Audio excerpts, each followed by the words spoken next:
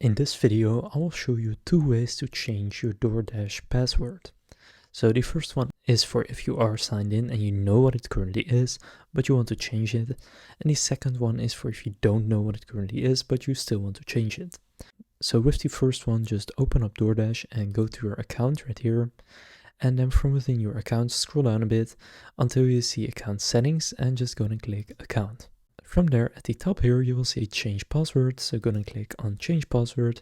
Then here enter your old password and then new password and confirm your new password. And then click change my password. And you have then changed your password. Now the other way to do it is by not being signed in. So I'll just go ahead and log out of my account right now.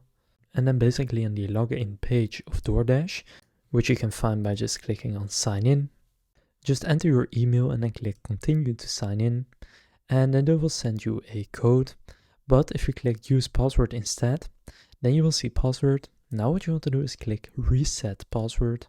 And then here just again enter your email and click reset password. They will then send you an email. So that looks something like this. So just click on the link, whatever it is for you, and then enter your password and re-enter it. And that's how you can also change it without knowing what it currently is.